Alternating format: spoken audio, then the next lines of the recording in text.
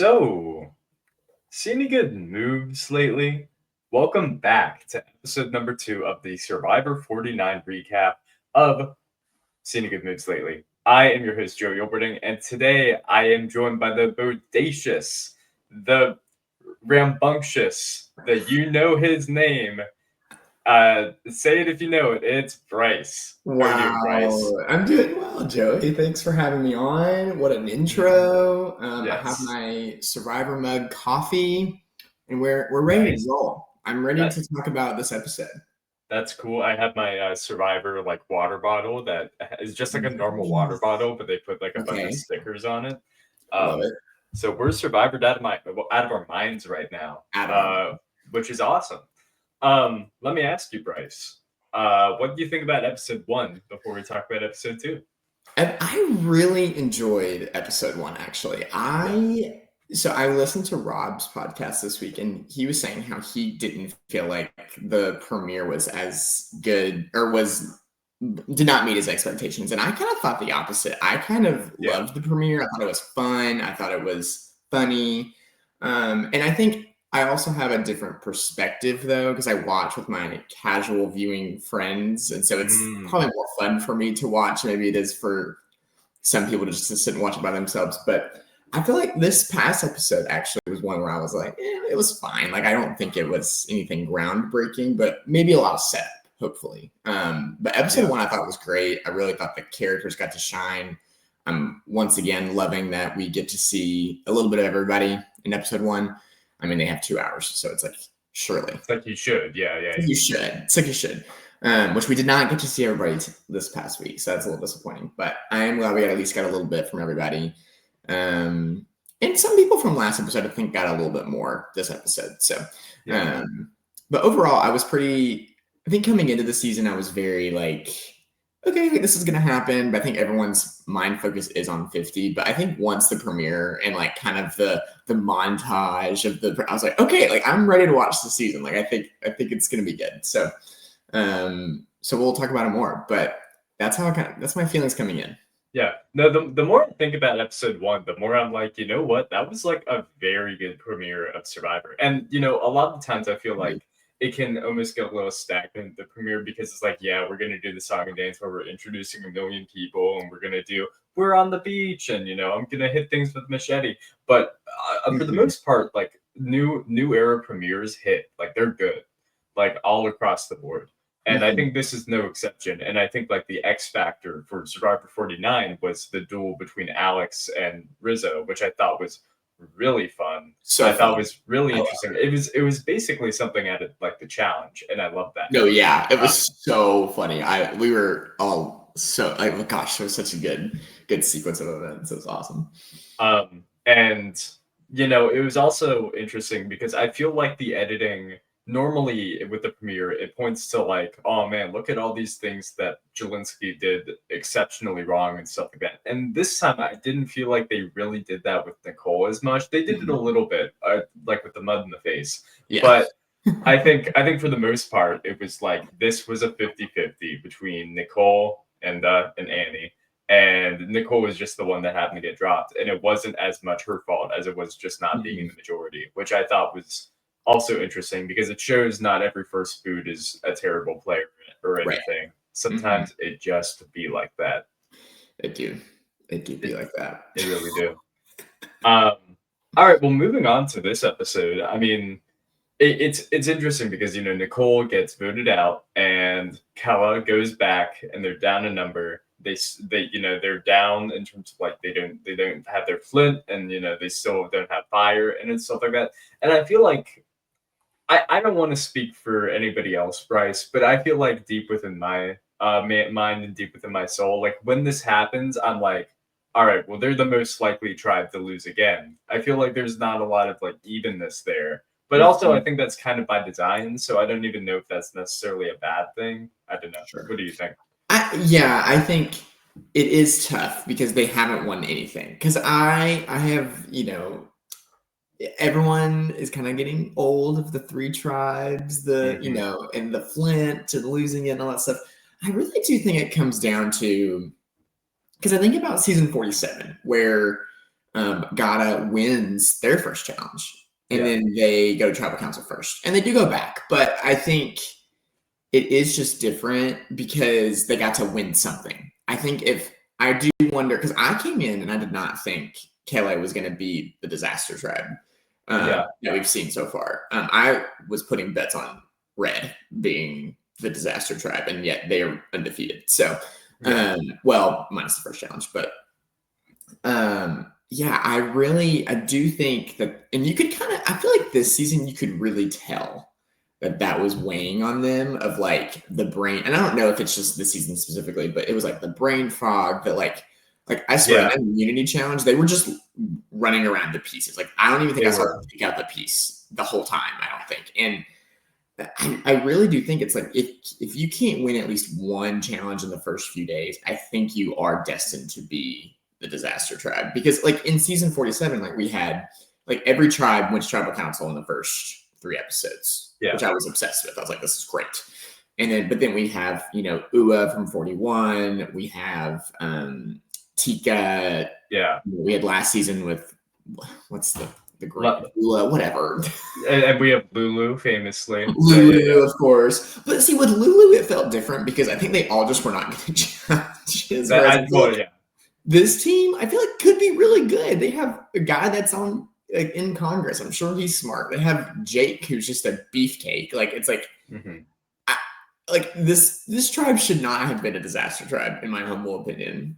Yeah, frankly, I would be curious. I'm sure that there's information about this if I look hard enough, but I wonder what beach they're on, because I know that there are 3 different beaches and one of them has like no food.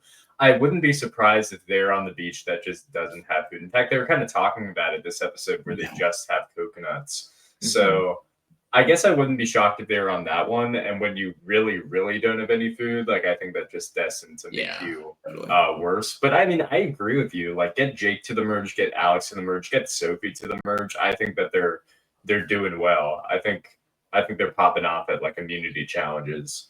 And I even think for like Nicole, I think if Nicole had a challenge win, I think she could have maybe been able to get something going. Yeah. Annie, I'm not so sure. But yeah, that's interesting. Like, the thing about Annie, because she is our fallen soldier in this episode, is I feel like she like to me like fits a certain like persona, like maybe a stereotype of like overconfident leader who can rally like the troops. But it's to a different extent. It's in a unique way because she is overconfident in rallying the troops while also basically just like talking behind their back about how stupid they are, like not subtly either. And it's like, did she think that was gonna work? Yeah, from the get, like even from Annie's preseason interview, I was like even with Sue a few seasons ago, I was like, okay, like maybe Sue can like figure her stuff out. In the first few episodes, she got Caroline, she got Gabe. I was like, okay, like Sue, this is great. But like, I don't feel like Annie. She got Alex, and that was pretty much it. And even then, Alex was like, and she tried to get rid of him last episode. So I was like, what are we doing?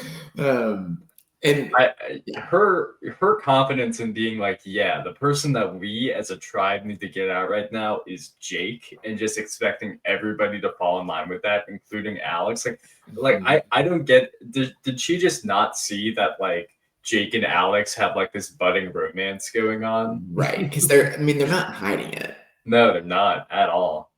They're not hiding it at all. Which I will say, I was kind of surprised this episode because I feel like the last episode we were not hearing anything from Alex about this bromance. I feel like we heard nothing about it. And so I was like, is this really a bromance or is this one-sided? But it does seem from this episode that they are a lot closer because Alex is threatened by Sophie. Very much. I think it's interesting. It reminds me to a lesser extent of like Joe and Eva from last season, where it's like we formed this connection on day 1, and I don't know. I doubt that they're unbreakable like those two, but at the moment here in the pre-merge, we are extremely tight, and everybody knows it. And everyone's just like, yeah, that's cool. Or at least everyone that people's opinions they respect. Like Annie, I guess, is trying to break it up, but I don't even know if that's true. Yeah, I don't know. Totally. Yeah. Yeah, I don't. Yeah, I do wonder what the vibes are on that tribe in general, just because I don't really, and like even for Jeremiah, I'm like, I know he's close with Sophie, but like I think this may have been a mistake from him to not get rid of Sophie or Jake, for him personally. So I think everybody's strategy on the tribe that's left is the exact same, which is I'm mhm. just gonna fall in line with Jake, and I'm hoping for a merge soon, and I hope that we win challenges because if we don't, I might be gone soon, but I'll probably be able to make a move in case. And I Mhm. think that's what Jeremiah's thinking, and I think that's what Sophie's thinking, and I think to a lesser extent that's even what Alex is thinking because he wanted to work with Annie, I guess. He was really tight with her. Yeah, So and then Jake's just like, I'm Jake. I got muscles, you know. So and he does. and he That's does. pretty much It's it. true. I can't deny that. I can't. Yeah. I think that like I don't want to like count my chickens before they hatch, but like I Sure. feel like Sophie and Jeremiah are like not in good positions at all. Like I don't know which one of them would go first, but I think it could be Sophie. Like Yeah, Sophie definitely could be. seems tighter, but I don't know. Especially with the events of the actual episode that went on the tribe with the idol and stuff like that. Oh yeah. And how it went from not being public at all to being very public indeed. Um, I don't know, and everybody once again just kind of falls in line with this idol, with this beware advantage Mhm. that I believe Alex finds. No, Jake Yes. finds. One of No, them Alex finds. finds. Alex finds it, but Jake's like right there whenever he finds it. Yes. So Alex finds it, and Jake is like, "This is so sick, bro." And then they open it, and then they go on a quest with a literal ball and chain, which is awesome, It by the was way. so funny. I was like, "What are you doing?" And the thing about it was, it wasn't like small. It No, was long. It it was was so really far. long. Like, did you see it like wrapped around Jake? I was like, it's like, I was like, who? Like, and my next question is this at all three camps or is it just this one? If it Because if it's just at this one, that's a little that's a little funny because it's like yes, they are prisoners to this fate. They have the ball and chain on. You know, that's smart Survivor producers. Yeah, it's which is the blue tribe. That's their ball yeah. and chain is the blue There you go. tribe. It goes deeper. It goes It deeper. does. It does. I have a question for you. Yeah. Ball and chain. It seemed to be rattling a lot. How do you stop that? Is it possible? I didn't really. Okay, so remind me. Yeah. Like they had to carry it with them to find Yeah, because the key was on it. the key was on it. Okay, yeah. I was like trying to remember. I was like, wait, why were they even having to carry it? But yes, I know. I don't know. Hmm. And that makes me even wonder more about how clueless Annie was on the beach. Because I'm like, did you not notice that like Did you most of not your hear anything? tribe was gone? And like, did you not hear any chant? Like the like, and like maybe she was doing a confessional. I don't know. Like, what's that like? I Yeah. don't know. I don't know how they mitigated that. And maybe, I mean, they had everybody involved, so maybe somebody was keeping watch somewhere. But I am just like, I would hear that Yeah. simply. Like, Yeah. I don't think you can stop it. I think you just have to like bunch it up together as much as you can, and that's all you can really do. But even then, it's like the thing is looked so heavy. Like, I don't know Yeah. if it was the art department that made it look rusty, and I was like, man, this thing looks like it has been through some stuff. And so Hmm. I don't think that you would be able to personally. No, which leads me to the thought of like, I don't think that Alex and Jake really had any other choice than to just let everybody Right. know that came across it. Like, hey, I've got a key with the ball and chain. So I think that in the end they probably did the right thing of just like Mhm. bringing everybody in. So like, hey, we have this Sure. idol. Yeah, but it is something I wish Survivor would kind of go back to is the secret eye, or even the little box that we had in four. I keep mentioning 47, but great season. So, Yeah, but exactly. like even when they had the little like key box where you had to like unlock it for a more powerful idol, like I even like that a little bit better. But this just like I don't know. There's just something about like the very public idol that I just maybe don't love because I think that takes away a lot from what the idol does. It takes away from like imagine if Russell in season 19 Hmm. having to lug a ball and chain around Samoa. Then everyone knows he has an idol and knows to split the vote between him and whoever. And then it's not as fun. Sure. Instead of him being like standing up and being like, you thought you got me, and then they get out Kelly. So it's like, what's the formula supposed to be here? And if it isn't, if the idols are different in the other camps, it's like what distractions are they going to bring to to the whole thing? See, I actually I disagree because I do think that there's still private idols out there, like they do pop up every season. You know, you get your big moves. I like a public idol because I think it's a different type of threat than a private idol. I mean, once again, thinking about Joe and Eva, if Alex has a really strong relationship with Jake the whole season, and everybody knows that Alex has an idol, they will be more reluctant to go after him because of the knowledge he has an idol and he can, you know, idol out anybody going after him or Jake at any time. And so that bond, that romance, I think will only be stronger with time if they choose to continue to grow out together. Because of that. So I don't mind like super public idols like that, especially the way that Alex is doing it right now, which is this is very public between the four of us and nobody else knows about it. And there's one other person on the tribe. And now at this four, if they go to another tribal council, you know who's going to be safe? Alex. So I think the trick is you got to play the idol at the merge probably, or you have to like really, really be on your toes and be ready to play it at any point. Totally. But I do think it's very powerful having a public idol in the pre-merge specifically. So yeah, I see that. I see that for sure. I think it is just like one of those things though, where I'm like, at what point do they just and maybe this would be like a post-merge thing, but like if the idol is so public, if I'm Jeremiah and I make it to the merge, but hey, these two like this, one of them has an idol, let's get them out. Like I think it's very easy to do that, but you're right. Like I think last season with Eva and Joe, it was so like, I was like, I think every week I was like, why are they still here? Like, why is no one going? Like, surely someone could be like, hey, let's split the vote, guys, and maybe we can get one of them out.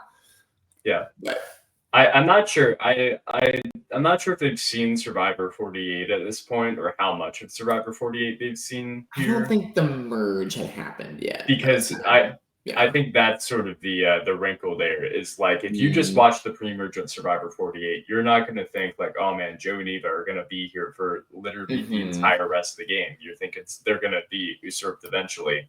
But I think if they saw the entirety of the season, they would look at Alex and Jake's relationship a little bit differently and be like, well, maybe we do have to split these two up. Maybe we can get rid of, say, Alex and keep Jake, which is funnily enough, something that Annie kind of proposed, but the other way around.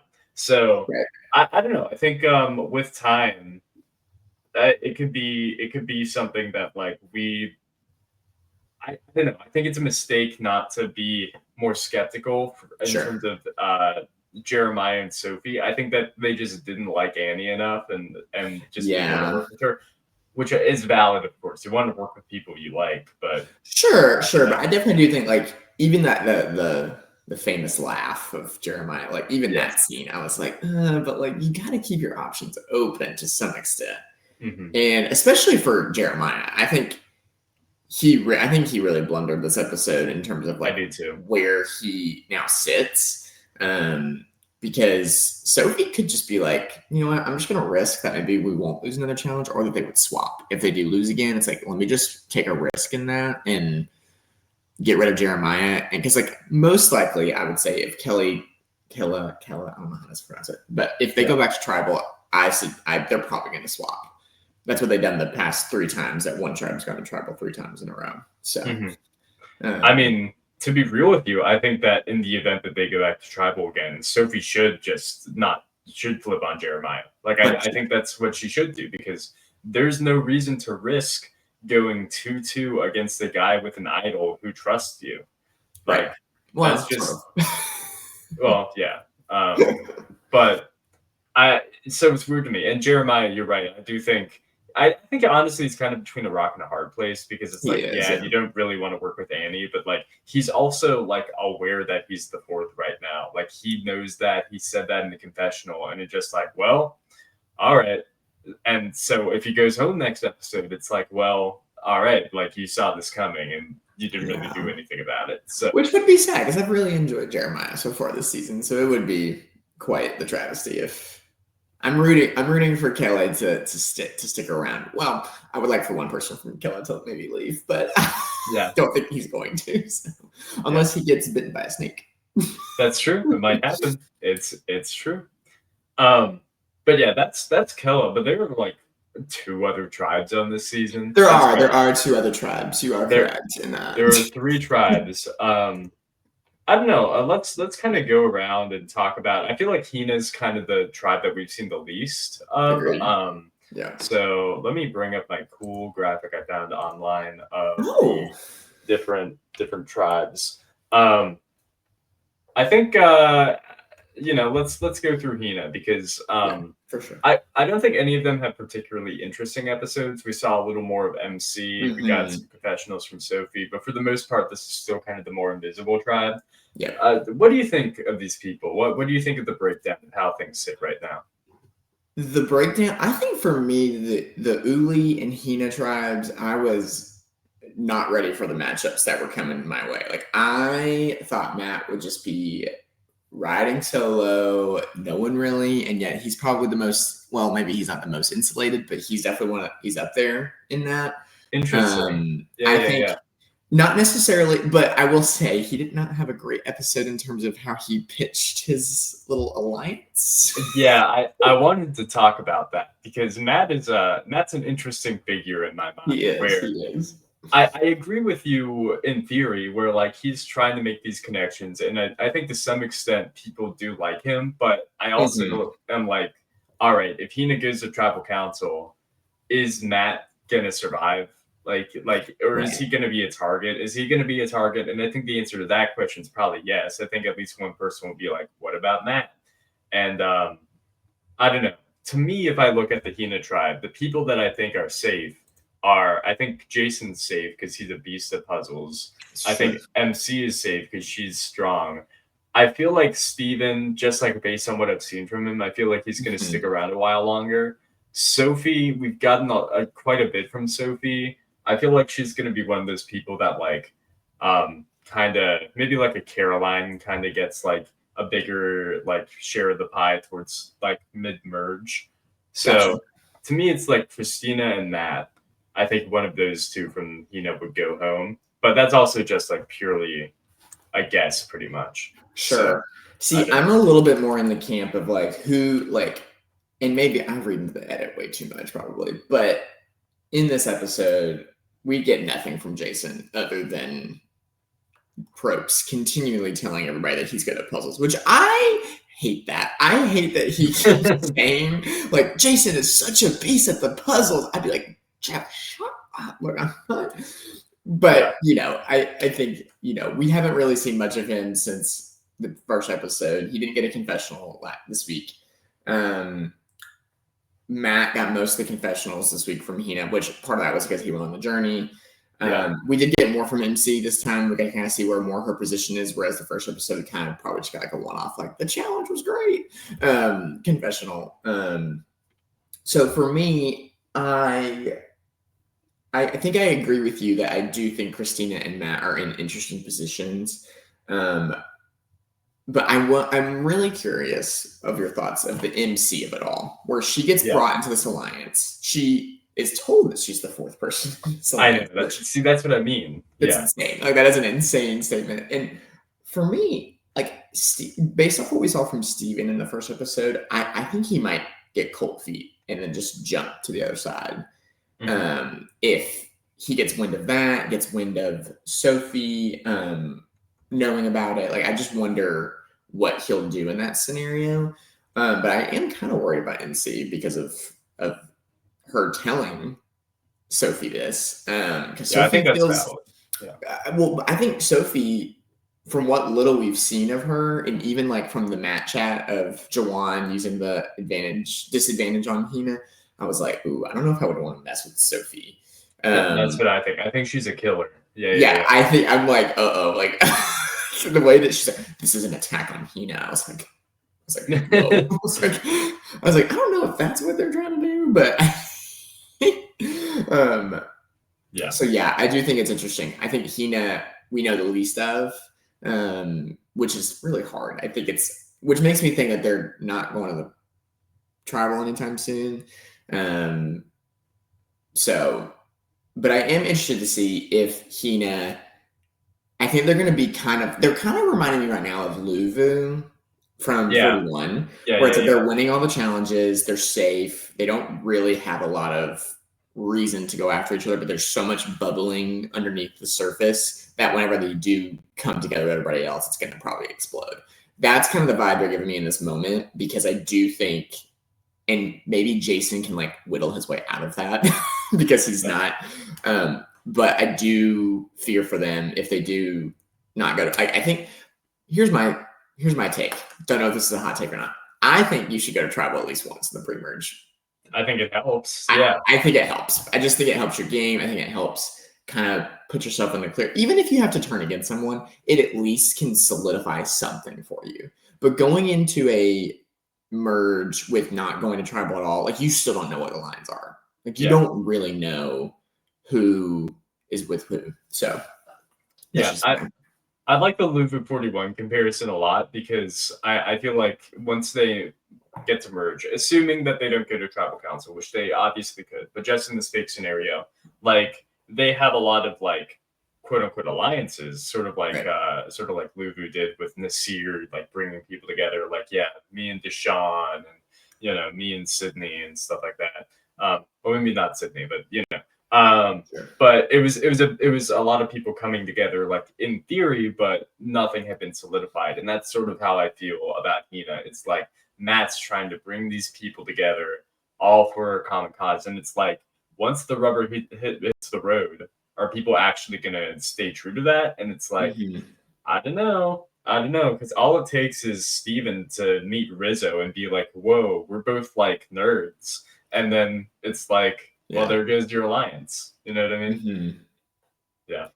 Yeah, I agree with that for sure. Yeah, I'm really interested to see what Steven does. I'm kind of worried for him when he goes to tribal, but I just based off his first episode. Yeah. Because I'm like, he needs to have some kind of, and listen, a lot of the things he said in the first episode, I relate to. I'm like, yes, I have those same feelings, but the way that they were editing it too, I was like, this feels like it's going to be a story arc of Steven's journey. Yeah, it's just a question of how long the journey is actually going to be. Right. Mm-hmm. Yeah. Like, is he going to crash and burn the first time he has to go? So, I did want to talk about the journey, because we haven't gotten there yet. Yes. And you mentioned it, that Matt goes on this journey, Jake goes on this journey, and Jawan goes on this journey, and they're all going out onto the boat, and they're there, and it's it's a journey. It's classic Survivor stuff. I do kind of like how the journeys are always changing a little bit. We were just talking about 41. Like it used to just be a ship wheel, and like just like choose to risk your vote or choose not to.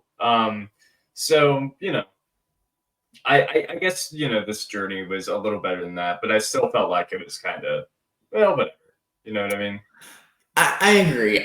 I will say this has been one of my favorite iterations of the journey for me personally, because I think the last season's journeys just really ticked me off, of like forcing people to risk their vote. It's like, hey, you've already lost your vote. And it's like, wait, I don't think I even chose to come here. I think I was told to come here. That's my problem, is like, I think this particular like twist was cool, where you can give another tribe a disadvantage. Like that's really cool. I just like the fact that all the players know that you're going to lose your vote as soon as you hit the beach in the journey. I feel like it creates something to play around, I guess, but also just it makes it less predictable, because the two options basically of what's going to happen. You're going to lose your vote, or something relatively good is going to happen to you. That might not be. It's also relatively good. It's not even like a for sure good. Like you still kind of have to work around it, and like sometimes it's an extra vote, a steal a vote. Like it's not even a guarantee of like, is it even going to be helpful to you? Yeah. But I did appreciate this journey where where everyone kind of like the tribes got to choose. It wasn't like here's a bag of rocks, you guys just pick which one you want to go or whatever. Yeah. I mean, if they want to do that, that's fine. But then it's like a challenge where it felt pretty equitable for the most part. did. Like it wasn't great. I mean, Jawan won. Even Jake, who was like, "Oh, I'm gonna wipe the floor with them," which I was so happy. I like this this trend that we're seeing of Jake being very overconfident and then losing. I like it. I hope that continues in the long run. But no, yeah, this was an equitable competition because it was just shooting coconuts into a basket. Anybody can do that one way or another. And it reminded me of South Pacific episode 1 with Semhar and how she could not throw coconuts. One of my favorite episodes of all time. And I was like, well, Semhar couldn't do this, but most other people could. So yeah, no, I think it was equitable, and I think it goes to show when it's like everybody's basket seems to drop like pretty much within maybe a minute or so of each other. It's pretty good, and and Jawan won, and he gets a very cool twist, which is you can either take a sort of a standard advantage, I believe it was a steal a vote, or maybe an extra vote. Yes, so he would get to steal a vote from Jake or Matt. Right, yes, that's what it was. So a little wrinkle on something normal. Or, this is interesting, a disadvantage that you can give to another tribe to make, their immunity challenge worse off. And the question I ask for you, Bryce, is trying to remove what happens. What would you do in this situation? Oh, I think it's so tough because I think for me, it would depend on my position in the tribe. If I was in Jawan's position, I would have gone for the extra vote, but he doesn't seem to be locked in on where his tribe is standing with him right now. And at least from the edit perspective, I don't think he sees that. But if I'm in good with my tribe and I feel pretty good, like I don't need to lie about something. I think there is. Like when it comes to a journey, I think if you're going to lie, it has to be a good lie, first of all. But 2, is it necessary? Is it necessary to lie about these things? And I think if I went there and I was good with I felt good about my tribe. I felt good about like the alliances and relationships I've been building. Then why try to risk I don't know. And even like figuring out for like Matt and Jake's perspective of when they go up to vote, someone stole my vote. Well, who could have done that? Maybe Jawan. And so but again, is that the case? I don't know. Like maybe they think someone else stole their vote. Who knows? But I am just for me, where's my position on the tribe? Now, maybe if I'm out there and I get the opportunity to steal someone's vote, I might be like, well, let me just check that real quick and let me move right along. But then my thing is how do you come up with a lie that's hey, this is what happened? Because you have to. Because the thing about journeys is that people from multiple tribes are going, so it's not just you. So your story kind of has to align with what they say. Yeah. So it's I was given a choice, but what choice did you give that you didn't come back with anything? Versus which is why I think taking the disadvantage might just be helpful because I either could steal one of their votes or I could take the tribe disadvantage, and I chose this, and it was just an easy, clear here's the proof, here's the thing that I have. I'm being honest with you, and I'll give credit to Jawan. Him doing the tribe disadvantage, I believe, improved his standing in the tribe. Based on Savannah's account, being well, he was probably going to go home, but now maybe not. Which is, not set in stone at all. But I think it says something that people are wow, Jawan is doing this for the tribe. That being said, if I were in this situation, my first thought when it brought up was oh man, yeah, of course you want to do the tribe disadvantage because that will make people rally around you more. They'll be able to trust you more. It builds trust with your allies. Sure. And it does what's important in this stage in the game, which is it makes it more likely for your tribe not to go to tribal council. You won't go home. But I thought about it a little more. And I think partially this is knowing the events of the episode. But I think I would actually go for the steal somebody else's vote because I think about what you're doing to everybody else in the game with the tribe disadvantage. You are Mm, basically choosing a third of the players to make upset. And, Sophie, like, for instance, like, Jawan and Sophie, I don't think that's a connection that can happen anymore. Like, maybe it can, but there's distrust there before there's trust. You know what I sure, mean? sure. I'm going to push back on that a little bit because I do think that there was a way that Jawan could have done this and it would have not necessarily have blown back on him as much as it did. I Yeah. think Jawan made the advantage too much about him Oh, and yeah. not about his tribe. Like, I think it would have been better for him, even before they even get to the map, be like, hey guys, whenever I play this, we're making this decision together. Like, this is a tribe decision. I have it and I'm going to use it because I have to. But we're all in this together. Like, I think it's more of a unit. I think if Jawan had like more unified it, like, yes, maybe is Sophie pissed at the Uli tribe in general, sure, but she can't get upset at a whole 6 people. She just can't. That's true. Like, she Yeah. can't get like if all 6 of those people make it to the merge and she in her tribe like maybe loses 1 or 2 more people, it's like you can't like that would be a bad move for Sophie. I think the way Jawan has done it though, he's kind of put it all on himself, and so Sophie maybe just mad at Jawan, not at the other 5. That is a very good point. I did not think about that, and you're right because there's no way that Jawan told his tribe about this advantage and then just didn't say what tribe he was going to do. Like this had to be a group decision to I go did. for Hina. Um, but yeah, the way he framed it was like, I believe that they just don't have any food, so I'm going to go for this because they already have it tough enough. Which is also like I shouts out to Sophie because I'm glad that she publicly was Mhm. like, yeah, no, that's BS. Like you're doing it because you want to weaken us. You just say that. And I think that also kind of hurts Jawan. It's like playing coy and trying to be like the mediator of like fairness. I don't think people like that. I think, Mm-mm. if you're gonna do something, do it. Yeah, I do think that if he had framed it better, because it was one of those things. I was like, okay, Jawan, this is good. 2 steps forward, like this is great, and then he like took 4 steps back, and I was like, oh Yeah. well. It's a good observation. I still would probably go for the steal vote Sure. because to me it's like, all right, if I'm Jawan and I can steal from Matt or Jake, I would probably rather want to steal from Matt because 2 things. Number one, Jake's gonna be here until merge. He will basically be guaranteed to have a shot to throw it back on me. And Mm, 2, I don't know Matt's standing in his tribe, and if I'm just looking at him, I don't mean to, stereotype, but he's an older dude on Survivor. I'm not as convinced that he's going to be well ingrained within his tribe. Uh, and so I think if I steal his vote, I will make people less mad at me than if I stole Jake's vote.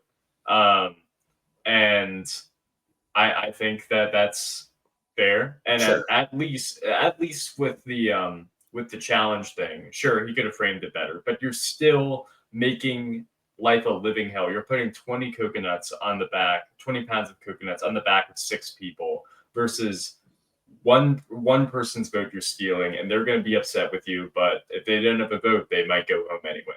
So I don't know. Sure. Yeah, I guess I didn't think about it in that way either. Of like you're only pissing off 1 person with the steal a vote, and it's kind of like your Yeah, choice, and they may not even make it to the merge. yeah. Like I mean, at most you're not making everybody mad because there's no way that it's like true. everybody is on that side, um and everybody thinks that they're in close with them. Like at the moment, even if that like alliance is real that Matt has kind of forced together with popsicle sticks and glue, it's 4 people, Hmm. and they haven't been to a tribal council yet, so nothing's even Right. set in stone. It's set in Elmer's glue. It's a little different. um so yeah, I still stick by but honestly, both are good options. Like you Yeah. can make the Right. argument as you just did for either one, um, Yeah. which I think Again, is I think if yeah, it's the right person got. I think Jawan was the wrong person to get this decision, and the way that he was. Like, I think if Savannah had been on this journey and she had won, I think she would have been able to, or even Nate, or would have been able to frame it so much better than what Jawan. Yeah. It's also interesting because, like, you just look at the journey. Like, if Jake had won, I believe that he would have gone for the challenge, and I think he would have been right to do so because, you got it. Completely different. You got to get higher. So, yeah, I liked it. And with that in mind, let's go to the challenge here because it comes to a head with these coconuts where, as you just said, Jawan... literally. where Jawan sort of takes it on himself and is like, I believe in righteousness and I don't want to do bad by the blue tribe, so I'm going to have to give these coconuts to yellow. And we get the moment on the mat, and this punishment is pretty crazy. Brutal. It is brutal. It's not only 20 coconuts on your back, it's also, instead of 1 key to open the lock, it's 10. And you just got to kind of go through that. And I mean, I'm looking at my television screen and I'm like, okay, this challenge is over. Yellow's going to tribal council, and we got to start thinking about who goes home here. But things are not so simple, Bryce, in this giant obstacle course here. Indeed, Kina does not lose. They don't lose at all. Instead, it's Kelly. First place. Instead it's Kelly who makes it through. No coconuts on their back and chokes the puzzle pretty terribly. Abysmally. I mean, it's. I've not been on Survivor. I do not believe you have been on Survivor. No. So it's tough to be an armchair quarterback here, but like I see this and I'm like, the picture's on there. You can make the picture. And Asia was on this week in place of Steven for Rob, and she had said that it is on both sides. So like sometimes you do have to like make sure they're correct on both sides. But it felt like they weren't trying. Like they were obviously trying, but it was like it felt like they weren't making progress. They like. I swear at one point they were just, and I said this earlier, but like they were just walking around the puzzle. Like they were just like they were like almost like they're going through a maze of the puzzle pieces, not even doing the puzzle. And they even had a piece that was already set. And I just thought it was so funny. Amy's trying to move that piece over there. And they're like, we can't. So I just think, it was just a big blunder, I think, from them. And like they were first. And I think they had the right people on the puzzle, probably. Like, I mean, I don't know Jeremiah's experience with puzzles, but like I think Alex and Sophie were good choices, but they both just could not. They weren't communicating. Yeah. They were communicating. I think they were both trying to do it all themselves and also hoping the other person would do it all themselves. Maybe it's just like a nerves thing. Maybe it's just like the pressure. I mean, certainly the pressure of like it rests on my shoulders to make sure we don't go to tribal council. I have to wonder, like, this is kind of just me reading into things, but I have to wonder if like Alex is getting his own head about failure, because this is now at least 2 challenges he is clearly choked for no reason. The first one being the showdown against Rizzo, R-I-Z-G-O-D, baby. But I feel bad for him. I do. And I hope that he can get out of this choking mindset, because he, I don't know, it's rough, because he seems like a good player. He does. He seems smart. I know. Physically strong, smart. I don't know. Yeah. I agree. I think, and I said this earlier about, I think going to tribal is a good thing for your game pre-merge if you're the right player. But for Alex, I'm like, going it too much. Like, you have to find a good balance of like, is going to tribal potentially more than twice worth it than not going at all?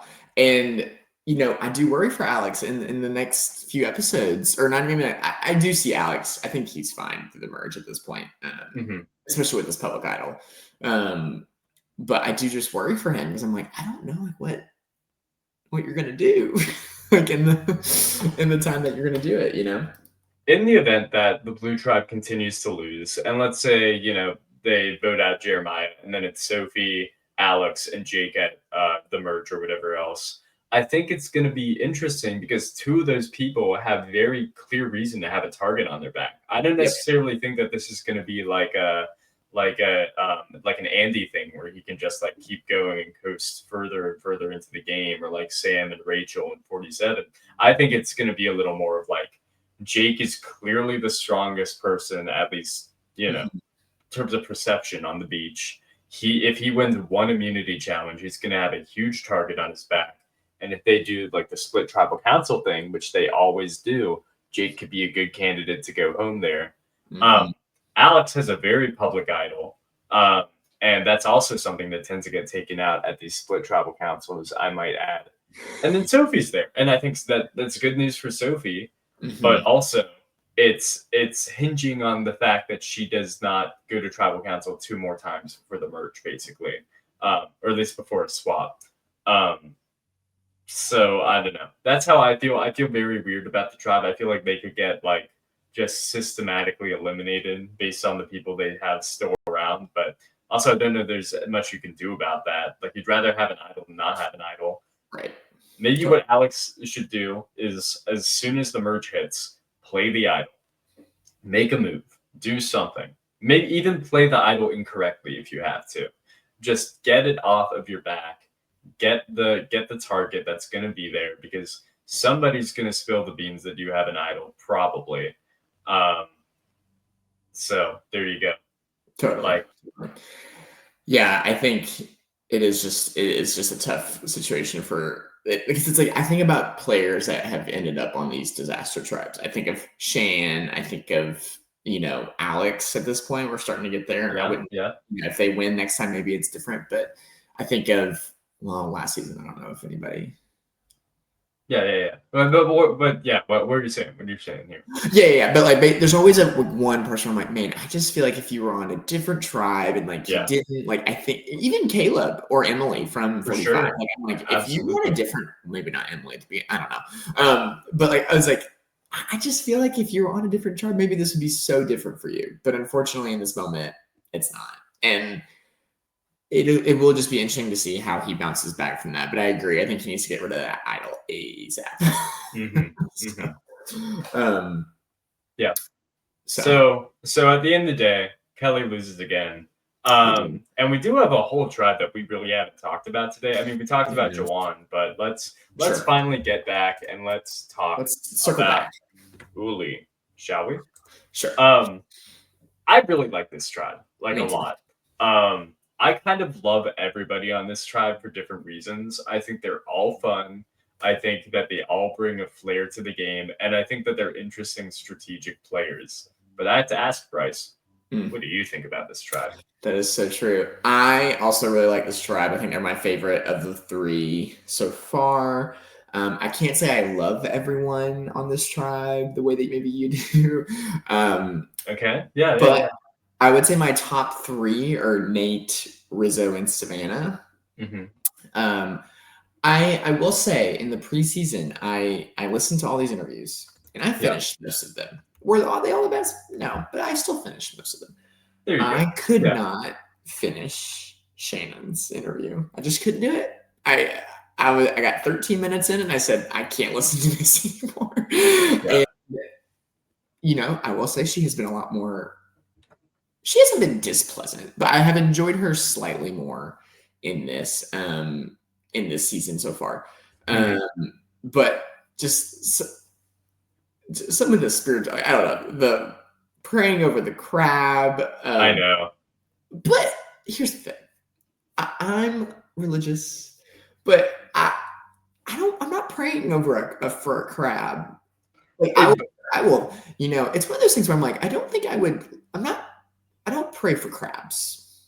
But the thing about Shannon, which I love, is that she's not even doing it as like a religious thing, really. She's doing it as like a spiritual thing, which I think is different. She's doing it as like she's a yogi, so I guess this is what they do. And I love that. I love that, and I'll tell you why I love that. It reminds me of a season I mentioned earlier, Survivor South Pacific. I'm not sure if she is, but it feels like she's doing a Coach South Pacific thing, where she's trying to form a cult, the cult of the crabs, if it were. And I adore that because I think it's gonna work? No, but everyone's like Shannon's smart. Savannah, who I think is maybe the most strategically competent person maybe in the game right now, is like, yeah, I want to work with her because she's smart and she knows what she's doing. Now that's a little different from what was going on with Coach's cult thing, but I love that. And I especially love Shannon because she is both exactly what you would expect from like a yoga teacher, like cultist or whatever, but also completely different. The thing that really makes me adore Shannon is the choice in clothes that she has. Because I was making I hear me out. I was taking a look at her fit today as she was guiding everybody through the prayer over the crab, and she had on not one but two necklaces. One of them a gold chain, the other like a shell necklace, and a backwards red hat on. And I'm like, this person is unique. Nobody else is rocking this fit, at least not that I've seen in my life. Oh So my you know goodness. what, Survivor casters, you did a good job on Shannon. Listen, here's the thing: is that I don't dislike Shannon as much as I did in the preseason now because I do think she is compelling in some aspects. Wouldn't say she's my favorite. Do I want her to win? No, but Yeah. but it is a little just like I'll be honest. I have been surprised. She has really done a 180 for me. I don't think she's not as bad at the game as I thought she was. I thought honestly, I kind of thought her and Sage would be more. This tribe also, I would say, I have been so surprised by the dynamics. I have not. Yeah. I was ready for like a Juwan and Nate, a Sage and Shannon, and Rizzo and Savannah. Kind of like, okay, where do we go? But it has been the opposite, where like Nate. Well, it's still Savannah and Rizzo in the middle, kind of, but like more Nate and Shannon, not as much Sage and Juwan. And so I've been very surprised, and I kind of like when I'm surprised in that aspect of like, I think this is how this tribe is going to go out, and this is not at all how I expected it to go. And Sage is just, she's only had 2 confessionals, and I could not really tell you what she said in those confessionals. The only thing I can remember about Sage is that she wants to do an aqua dump. That's pretty much it. And she likes poop. And she pees when she's nervous. Yeah, it's kind of visceral, I don't know, right? So I kind of want to see more from her. Kind of a little, not too much though.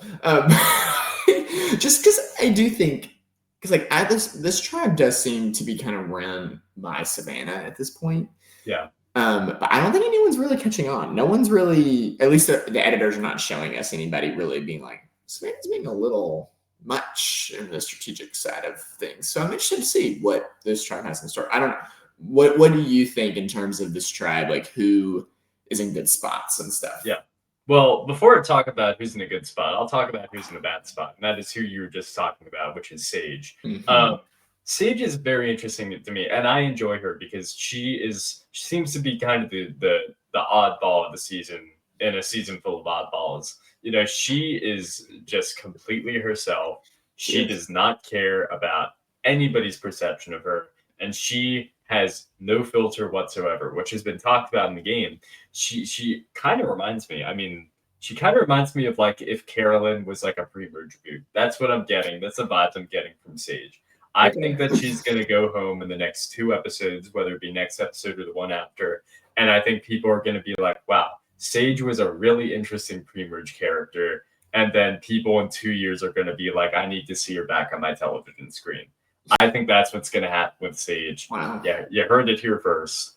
I don't think she's making it to the merge. I think at some point Uli's going to lose. And I think Juwan, whether by the nature of him being able to, use the challenge disadvantage or just being a little less insane, will be able to, survive that tribal council.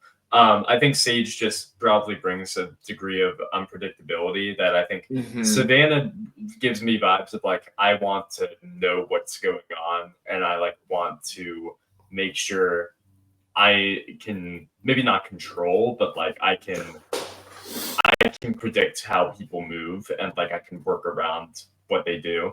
And I don't think you can do that with Sage. I think you can do that with Jawan, especially since he's already shown that he's like a tribe guy or whatever. Sage has there's nothing to say whether Sage would flip at the merge or not. There's no way to know. So I think that she's certainly on the outs. For sure. But I don't know, that's just my thought. Yeah, totally. I agree. I think Sage is definitely in a tough spot. I think Jawan still kind of is in a tough spot. Yeah. But if I were the tribe, I'd probably go for Sage because if, like you said, I think Jawan made a lot of enemies with his tribe disadvantage over Hina. And, if this tribe of 6 does make it to the merge, which I'm not inclined to think that they are.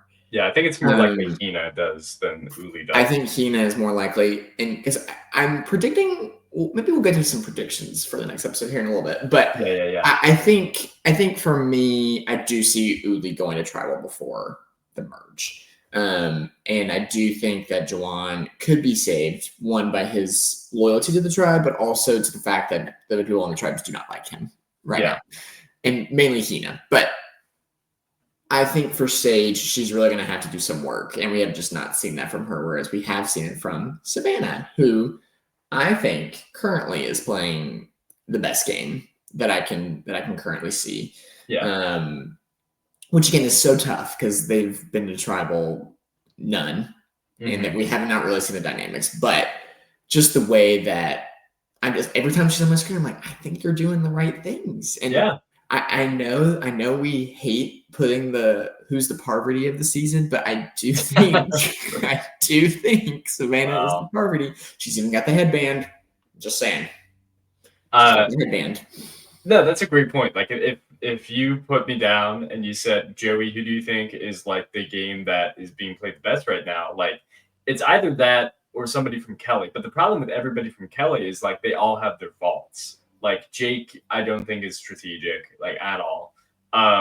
Alex, I like him, but I just don't think he has an X factor to do well in the game. I think eventually, like he's got to either lock in or he's gonna be thrown to the dust, thrown to the winds. And Sophie and Jeremiah, I'm like, they're kind of sitting ducks right now, so I can't say that either of them are playing the best game. So it has to be somebody who hasn't gone to tribal council, and like. Savannah has a clear grip on her tribe, and nobody has any grip on their tribe in Hina, like except Matt, if you want to make that argument, but I wouldn't. So yeah, I think by definition it has to be Uli because I think it's one of the people in the alliance of 4. It's Nate, Rizzo, Savannah, and Shannon, and it's like if it's not Savannah, is it Shannon? Is that what we're saying? I don't know. Shannon feels very much like the duo partner you don't really see much of. She's the Heather of the Erica. Not that she's been under. I mean, Shannon's gotten 6 confessionals. Like she's more visible than Heather was, but still, regardless. Yeah. As for the rest of the tribe, I mean, like I said, I like everybody a lot here. Jawan, we already talked about a good amount. I like him. He's kind of the person that is, despite his big like showing out in this episode, I still feel like he's the one that I kind of know the least about in the tribe. Yeah. I would say I like Rizzo. I liked his arc in episode 1. To me, he's still, other than being RIZGOD baby, he's kind of just giving, generic survivor nerd that seems like he will, do things later on. To me, sure, that's how I feel, and it's like I expect he'll, do interesting things. I'm predicting somewhat of like an Andy arc to him or something. He's been giving like an Andy sort of thing to me, the whole season. Because I mean, all right, I'll explain why. So Andy in episode 1 had this like, oh, I can't do it. Like I'm awful. People don't clap when I open coconuts. Like I'm at my low in Survivor. And I feel like Rizzo also had that in episode 1. He went to this journey and was like, I'm not good at puzzles. I'm going to fail this. And then he sees Alex get way ahead of him. And he's like, I don't know. I'm going to lose this for my tribe. And then what are they going to think? He was crying in his confessional. And then he locked in. And by the magic of Alex choking, he was able to win. and the power of determination. Mm, And I think like Andy similarly like had that upswing.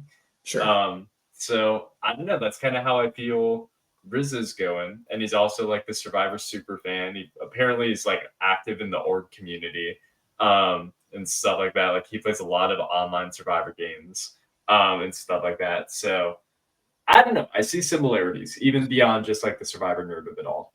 Interesting. I don't think I would have pegged. See, I kind of thought like I did see the stress of that from episode 1 from Rizzo of not wanting to fail his tribe, but I kind of thought differently. I really Andy kind of felt more of a crash out to me, whereas Rizzo's maybe it was just like a day one like Very fair. Yeah. nervousness of like, oh my gosh, like this can't be how I start the Survivor experience or whatever. But honestly, I was kind of glad Rizzo he had a quieter episode this episode, and I think it's really good for him. Yeah. Because he's such a big character, RIZGOD baby. Like if that's gonna be your mantra, you can't be that loud every episode for me. Otherwise, I don't see you going very far. But I think it was good that he kind of took a step back in this one. Granted, it's not his choice, but I do think it's good in terms of an edit wise to see him kind of like be a side character for an episode, if that makes sense, and not For be sure. as out front with his character. I really like Rizzo. I think I liked him a lot more, like eons more. Like I'm telling you, when the preview for 49 back when Yeah. 48 was over, I was like, I'm going to dislike him so much. I Yeah. think nothing against him. I'm sure he's lovely. If I ever get the chance to meet him, can't wait to talk to him. But I was just like, I think you're gonna annoy me.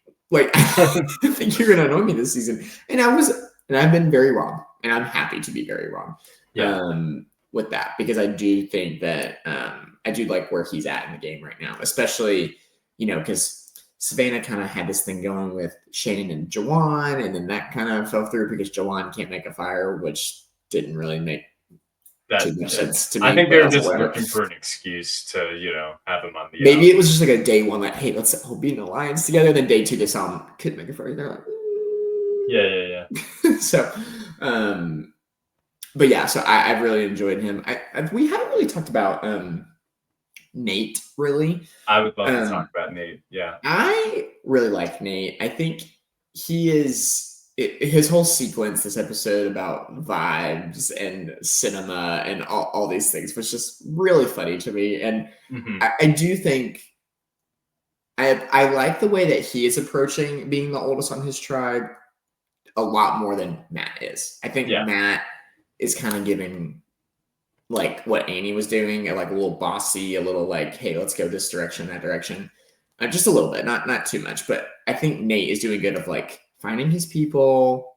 Like, is he going to relate to everything they're going to say? No. But I think he's doing a great job of like blending in. He's very smart. He's not not pulling his weight in challenges. So I think I really like where Nate is sitting currently. Yeah, I mean Nate is great. I enjoy him a lot. And I think what you said is very true. Like it harkens back to the early days of Survivor. It's like Rudy saying to the cameras, "There's more of them than there are of me." Like I have to adapt to what they say, and it's like 25 years later, it's still true. It's still true that there's more of them than there are of you, being slightly older guy, or very much older guy in Rudy's case. And you got to adapt to them. And I think Nate's done a good job at that. I mean, he's found himself ingrained within everybody else. And to me, like, he's probably the second or third best player in the game right now because he's been able to do that. And I think that people don't want to get rid of him. There's no reason to get rid of him. I think it's Savannah, then either Shannon or Nate, depending on how you feel about Shannon's cult-like activities. Which I love, and you're more out on, which is no. Well, I think also just noting Nate. I mean, he's 47. Yeah. The next oldest person on his tribe is 31. He was driving by the time Savannah was born. Like that is so difficult, and I think he's just doing that a lot better than Matt and Annie, who are on also the oldest people on their tribes. Looking at so. Yeah.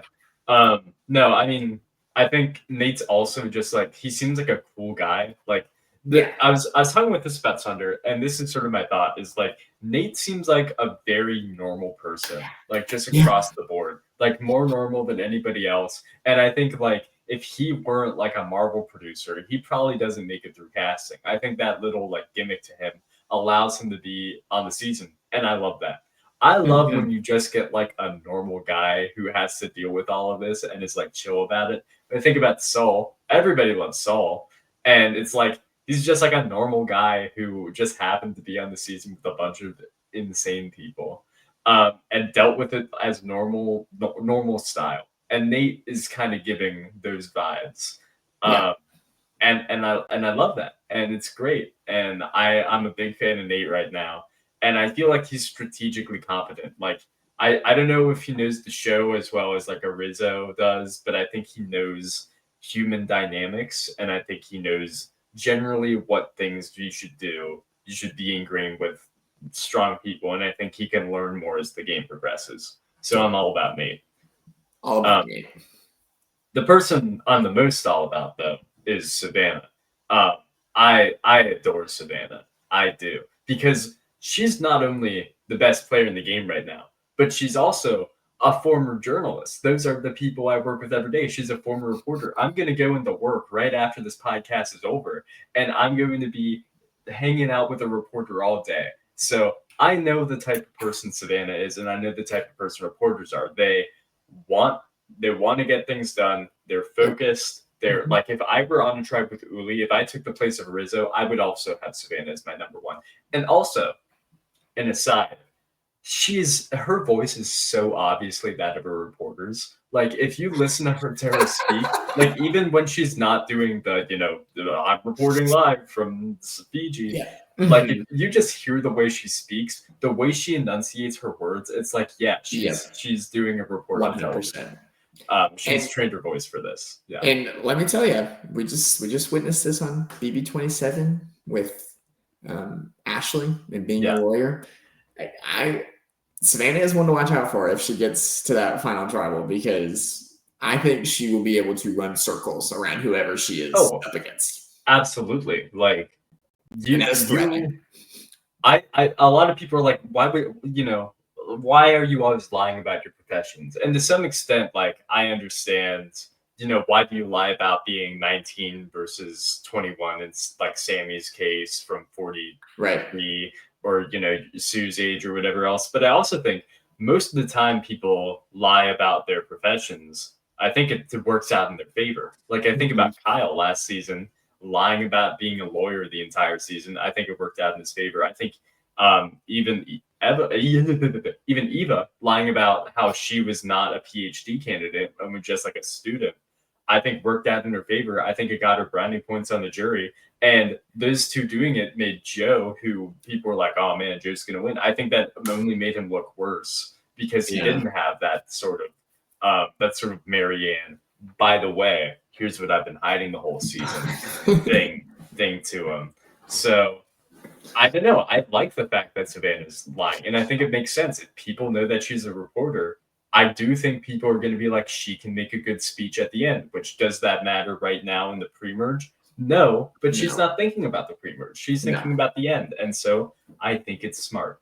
So there you go. Yeah, totally. I think there is this like trope of like, should you lie about your profession? And for some people, it's like, don't lie about your profession. Yeah. I work in events. Do you really think I'm gonna be like, oh, little do they know? Little do they know, I'm going to say that I'm a teacher because they I'm always just say that they're teachers. Yeah. but no, so I think there is in some cases where I do think it is helpful for you to not lie about your career, especially now that we've had, because I think now that we've seen Kyle, we've seen Ashley from BB. Also, spoilers if you didn't. Too late now. If you didn't already know, then you're living under a rock, maybe. But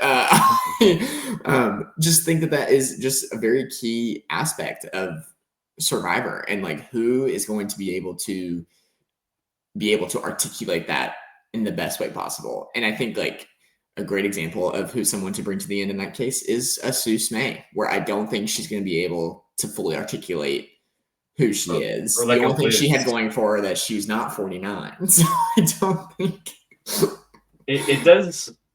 It's really interesting because I feel like this is sort of something that's existed throughout all of Survivor history, which is some people's stories are inherently better than yours, and you can't take those people to the end. Like I think Yeah, about totally. say like no one would win against Sonia, Christopher, or Rudy at the end because their stories are just so much better than everybody else. And Richard Hatch knew Sure. that when he got rid of or when he stepped off the podium in the final three. And I think that's existed throughout all of Survivor history, but I think it's changed a little bit um, now because it's not simply who has the best story on paper. Like Eva's story on paper is amazing. Like you would think that she would win every day, or Joe's story is amazing, but it's how you articulate it and how you can present it. And a lot of it is hiding it, which I think is interesting because like it makes it harder to determine who has a great story. It's not as simple as here's Eva, who is the first person with autism on Survivor. She's going to win. It's more like what is the deal with people who I don't know their story? Because if you go on Survivor and you make it through the tens of thousands of people applying per year, you probably have something interesting to you. So I think it's less about what your story is and more how well do you think somebody can articulate their story. So Totally. it makes it hard for me. Like if I'm in the situation where I've somehow won final immunity, like in knowing who I want to bring to the end would be so difficult.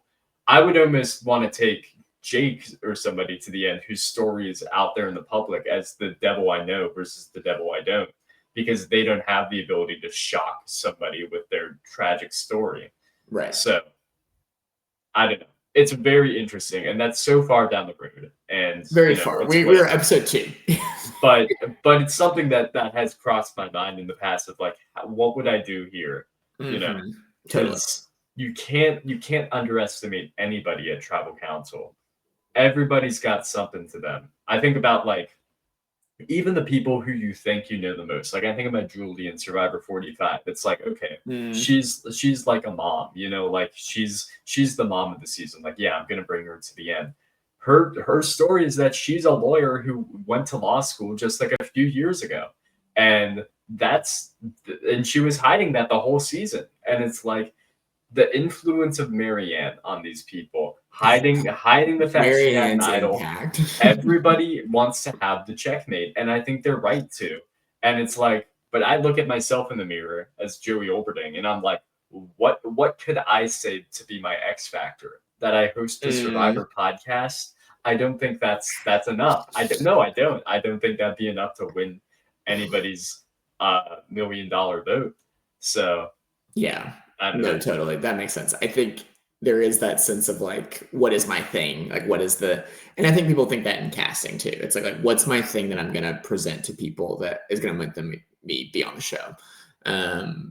But I think you're also right in the sense that like, it's actually not about your story, it's how you articulate it. And I think that is what really matters in those scenarios. And so kind of going off of this topic of presenting, even in the regular tribal council perspective, I have a thought. I have an opinion, and maybe I have been so curious to hear someone else's opinion on it. But yeah, I think Sophie B from the Blue Tribe has had pretty abysmal tribal council questions.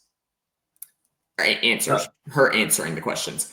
I think she has really laid her card both in the first and second episode. There's been things could I tell you now what they were? No, but like I just felt like both times I was like, Sophie, you were saying way too much right now. Like I think, and so I'm just curious for you, like, do you think the same things? Like what, like, I just think it's also important what you say at tribal council. Like you don't want to reveal, because I think it was Sophie that was the one that was like, it's a 50-50 between two people tonight. And I was like, she did say, why are you saying that? Yeah. You know, no, I think actually that's probably the biggest like problem with the Blue Tribe is like they are not, none of them, none of the 6 are like subtle. You know what I mean? No. It's like Alex and Jake, their relationship is open and everybody knows about it. Everybody knows about the idol. Jake said something at the last tribal council that was like, if somebody has an idol, which I know nobody has an idol, and then all 3 other people in his alliance nodded at him like, yeah, you're lying. I got you. Yeah, yeah, yeah. Annie obviously was way too open about her plans and wanting to get rid of Jake and also Alex and also, I don't know, going up against the biggest guy in the tribe. Jeremiah and Sophie kind of suffer similar problems of speaking too openly. I think Jeremiah also he also had some answer that was weird at tribal council where, or maybe it was the Nicole one where it's like we want it to be a blindside tonight or something like that. Yeah. While yeah. the only people who would be blindsided legitimately were Annie and Nicole, and so it's stuff like that. And then Nicole got voted out in episode 1. So all 6 of these people have struggled with keeping themselves safe and subtle at tribal council. So that's when they get to the merge, it's like you're supposed to learn based on the first tribal council or 2 you go to what not to do. And I feel like maybe by virtue of just everybody rallying around Jake and his large muscles that, nobody's really had to think about like, all right, well, how do I not be, just like a pawn to somebody else? And how do I subtly move around the game and not just like go, this is me, this is what I'm doing, good, let's deal with it. Which I feel like is kind of what all 6 of them have done to some extent so far. For sure. Yeah, I just felt like with it, and I think maybe some of it does have to do with that brain fog of no food for 5 days, and like maybe they're just more open to saying what they're meaning. But I'm just like, guys, like, come on, like, let's chill. Like, you don't need to like say all these things. Like, it is not like, I don't know. I just was really like a little flabbergasted at the lack of like subtlety, I think. Yeah, for sure. All that being said, yeah, I like Savannah. I think that Savannah I that's the thing. Like, the thing about Kelly is like I do not have faith that they will be able to navigate this game subtly. I think most people, I think Nate, Rizzo, Savannah, maybe not Shannon, I think that they all can navigate the game subtly. I feel like I've seen enough in their confessionals and just the way that they brought their lines together. I believe that they can do that. I don't know about anybody on Hina. I feel like I haven't seen anybody really jump away from the pack in terms of who's the it guy or girl there. While I think Uli, it's like, yeah, I think that they have a strong core. And I feel good about it because being a news person, Savannah was my winner pick from the moment I saw her profession. And I was like, well, I kind of have to stand in solidarity with my fellow journalist or former journalist. Sure. So I feel great about that. I'm cool with it. I hope that she does well. I'm also in love with her, but that's an aside. So it's I'm all about Uli right now. What can I say? Sorry, that really threw me off. Well, I'm just making my feelings known. Hey, listen. Say what you mean what you said. All right, we wanted to get into predictions. Let's get into predictions. Yes. So first of all, let's bring up the big board again, and let's talk about who we think is going to go home next episode, or at least what tribe is going to lose. Do you have any thoughts, Bryce? Well, I think my first question to you is, because we saw in the preview, we've mentioned it earlier in the podcast, but we saw that Jake gets bitten by a snake. Does he get bitten? Is that, do we know? I'm pretty sure in the preview it says he got bit. I'm pretty sure. Wow. Maybe I'm wrong, but I could have sworn that the preview for the next episode was him getting bit. And wow, okay. I think so. Now I'm over if that's true, just lying to myself. If that's true, and I'm not denying necessarily that it's true, then yeah, I think Jake probably gets medevac, because if it's a sea snake, they're like deadly. they're like very, very venomous snakes. Yeah. So I'm not sure And because then, I remember going back to Survivor Borneo. Once again, I remember there's one famous scene where Richard Hatch is playing with a sea snake and it's like, yeah, if this guy bit me, I could die in like 2 hours or something like that. Now that being said, I don't know, he might have been lying or exaggerating for TV purposes. But I mean, like, and what make you think he would do that? I don't know. I'm skeptic when it comes to reality TV, I guess. But Okay, well, I just looked at the preview. He says he latched onto him, so I don't know if that means that he got bit, but interesting. Yeah, I don't know. Well, in the event that Jake does get bitten, I would say that that only hurts Kelly's chances of winning more. well, I think at that point, do they not just switch tribes? Maybe. I don't know. I feel like it's normally 3 episodes and then swap, right? That's how it normally goes. Well, I would say in the new era, from the patterns that I've seen, if a tribe gets down to 3 from the first 3 episodes, they'll switch. Gotcha. Because for Lulu and for Vula last season, it was back to back.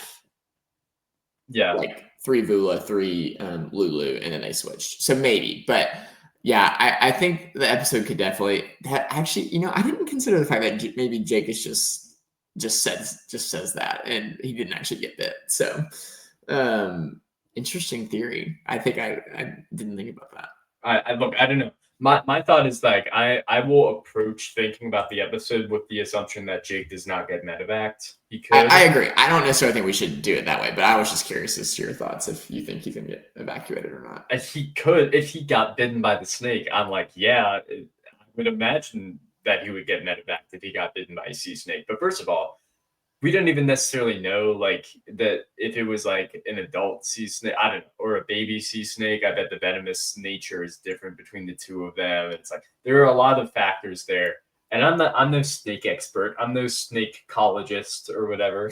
I'm not a master in snakes.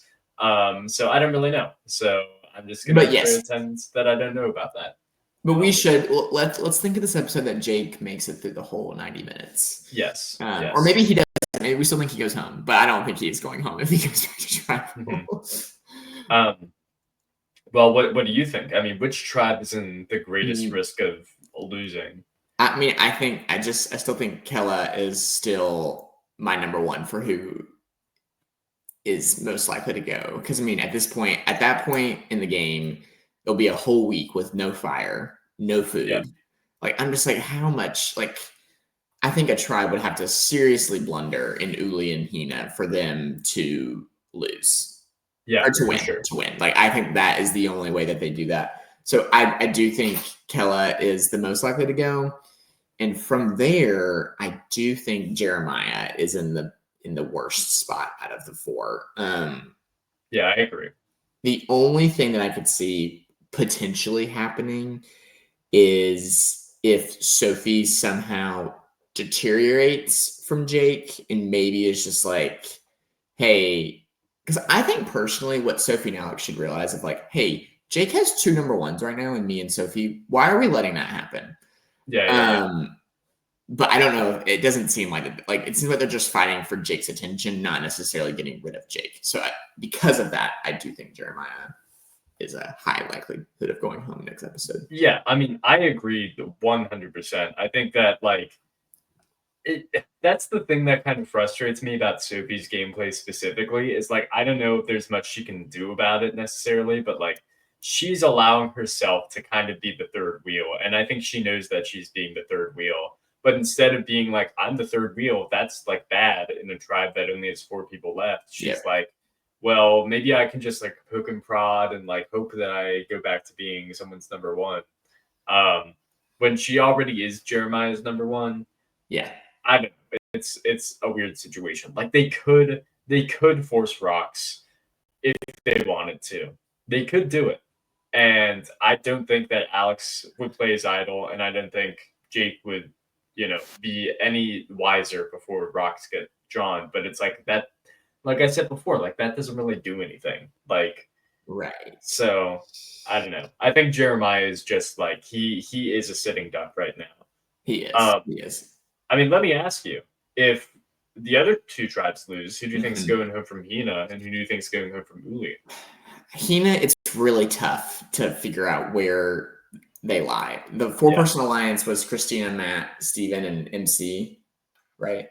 Sophie and Jason were Yes. not in that. Okay. So if that were to stay, which based off what MC's been doing, I don't think she wants that. Actually, But no, I don't think that was the alliance. I think Christina wasn't in it, right? no, Christina was in it because she was the one that mentioned Sophie, I think. Right. Yes. Okay. Yeah. It's so So tough think, because I just when I was watching it, I was like, this isn't set in stone. I don't believe totally. it. So The problem with that though is that we only really saw MC tell Sophie, but didn't really pull in Jason or talk to Steven to see if, because obviously Christina and Matt seem pretty set on this. So I think it really just depends on what MC and Steven do, I think, in this scenario. If they go with Sophie, if they go with. So I don't really know. It's really tough to tell. I do think Matt and Sophie are probably the most likely to go home out of this tribe, just based off of the vibes everyone's giving off, especially with Matt. I can't get out of my mind Matt telling MC that she was the fourth. Like that is the thing that's sticking with me. And I think that's why I think Christina's more safe than Matt.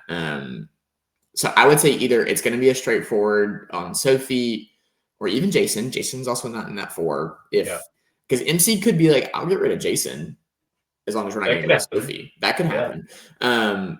I would say for me right now, MC, Christina, and Steven are pretty safe. But I do think that MC, it really depends on how Sophie handles the information that some of them are going after her.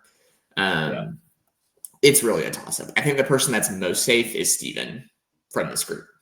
I would probably agree with that. I think MC might be a little safer, but before him, just because she's like more physically strong. And That's she's true. Like a physical trainer or whatever.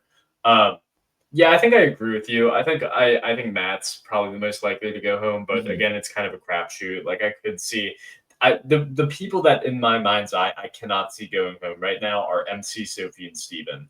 And I don't believe Jason should go home because he's been so good in finals. Sure. So with that in mind, Christina and Matt are both technically in the numbers right now, but I think Matt has had. It's tough because Christina. Here's the reason why I'm like out on Christina to an extent is like she was sitting on the bench for this last challenge. She was not going through. Here, I'm gonna bring me full screen so I can talk to the camera here.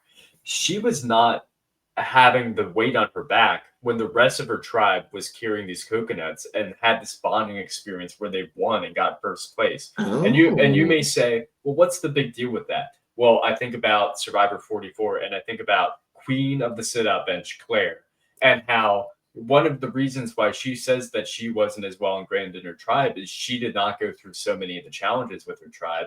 And so she didn't have that sort of bonding experience that bonded her together to these other people. And they kind of saw her as more of like, all right, well, she hasn't pulled her weight because she hasn't been with us through the wins and through the losses. She's been just sitting on the bench. So something that I've taken from that since then is like, if you're sitting on the bench and you're not like obviously more physically incapable than the other people on your tribe, like you're not older or you're not, injured or whatever else, like it makes me look at you a little sideways because it's why are you on the bench? And will people view you as a physical liability since you've been on the bench during these losses? Right. But then again, Matt is the person who said you're the fourth in the alliance. So it makes it tough. Exactly. I don't know.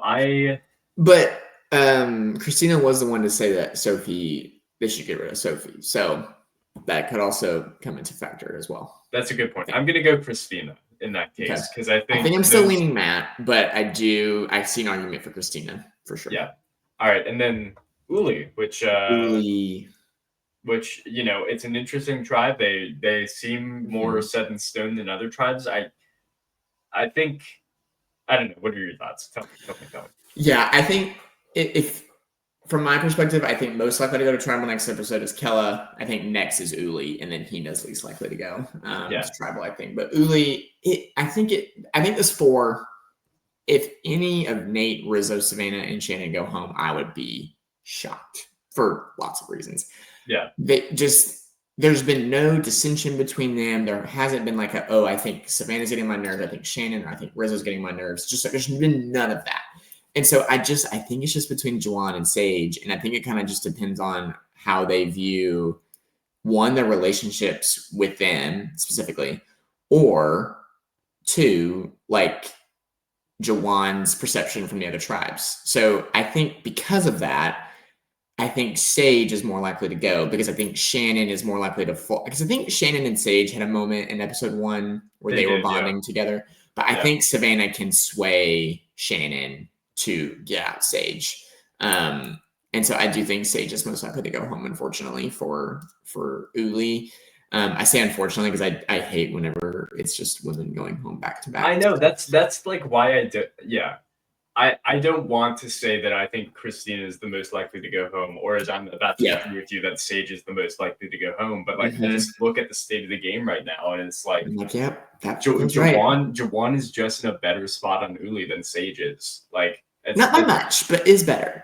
Yeah, well, I mean, Savannah literally said it to the audience. She was like, well, Juwan maybe would have gone home, but now that he's done this thing to bond into the tribe, like, he's gone up a little bit.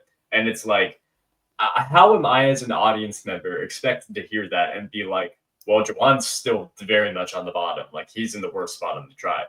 I can't. Like, we all agree that she's, like, running the tribe, and she said to the audience, Juwan is ahead of Sage, pretty much. So it has to be Sage. I think it has to be Sage. The only thing is if Juwan steps up too much or does something too much. I think at this point, I think Sage is just going home, which I really hate saying, because I really just don't like it whenever all the women go home back to back.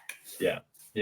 So, but we'll see. And finally, Bryce, I already gave you my winner pick, but I have to ask, who is your winner pick if you have to choose one? Who is my winner pick?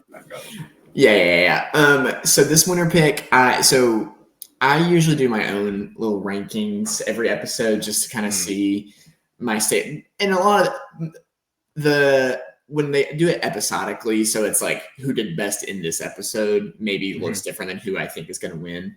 Sure. But I think my preseason winner pick does align with yours. Savannah was my preseason winner pick for me, which doesn't say a lot because my number 2 on that was Nicole, and we see how that went. But Savannah was my official winner pick for this season. I think she captivated me the most in her preseason interviews, with just the way she was talking about the game, her perception of the game, and I think she's acted on that in the first 2 episodes for sure. Yeah. And so I think she still solidifies for me as the best winner candidate for me right now. I see other arguments for Alex. I see somewhat, not as much now that his tribe has kind of gone a little bit south, but I still see a path for him. And I would say honestly Rizzo. I think Rizzo is another good shout, but Savannah definitely is my winner pick this season. And so far I've been very pleased. And last season was the first time I was ever right on my winner pick. So I feel pretty great about that. So maybe I'll go for 2 for 2. Who knows? Great. Well, do you have any other thoughts on the season or the episode that spring to mind? I do think this episode was very much I don't want to call it a filler episode, but I think there was a lot of groundwork laid this episode. I think the first episode did a great job of laying a foundation of who these people are, where they are in the tribe, etc. And I think this episode definitely built on that, but not very high. I think it kind of just more so solidified the foundation, solidified where we are. I'm excited to see where it goes. Like I said, I think preseason I was not as high on getting ready for 49. I think the looming 50, us already knowing who most of the cast is for 50, is also just like still on everyone's minds, and everyone's excited about it. And I'm but I want to enjoy these people too. I don't want them to lose their shine. I'm really trying to cut away what I know about Survivor 50 from 49 because they are interconnected, but it's tough to do. It's hard to do, but I'm trying to be as objective based on what I see in front of me as I can be, but it's difficult because, it's just in the back of my mind, but it is. I am enjoying the season so far. Like, I do think it's good. Survivor has a good track record of seasons right before big returnee seasons, That's except true. Island of the Idols. Millennials versus Gen X is going on behind me. I see Good that. season. Yes. Great Pearl season. Islands before All Stars, Yep. one of the best seasons. China before Micronesia, great. Samoa before Heroes versus Villains, which I think is a great season, but I know that's a little more across the board. So, I mean, my expectation, or maybe not my expectation, but my hopes for 49 have been high the whole time. I think it taking sort of a backseat to the hype of 50 can let it breathe a little more as a season, and I think that'll be nice to some extent. So yeah, that's how I feel. Yeah, I will say the only other thing for 49 for me is I think I've gone so up and down in the new era of just like the same format, the same, and we've talked about it. Everyone else has talked about it. But I really just hope 51 in the future. I'm so hopeful. I can be hopeful. Maybe I'll be disappointed when I find the Inside Survivor cast leak and they divide them into 3 tribes again. And I'm like, well, it was good while it lasted. There goes that idea. But I really do hope that maybe after 50, they're like, okay, let's mix it up a little bit. Like, I miss the, like, sometimes it's 3, sometimes it's 2. Throw in a 4. Why not? Like, try it out again. Like, we haven't done 4 since Cook Islands. Yeah. Yeah. Like, why not? Just throw it in there. Just do it. Yeah. Do it. It's great. Yeah, it's great. I mean, we're doing 4 tribes of 8 for 50. So, or no, 3 tribes of 8, not 4. 3 tribes of 8. So we'll see where it goes. But it's a little different. It's a wrinkle. Yeah. It's a wrinkle. There's 2 extra people on each beach. All right. With that, thank you so much, Bryce, for joining me on this episode of Seeing Good Moves Lately, and thank you for watching and or listening. And with that, have a great rest of your day. Bye-bye.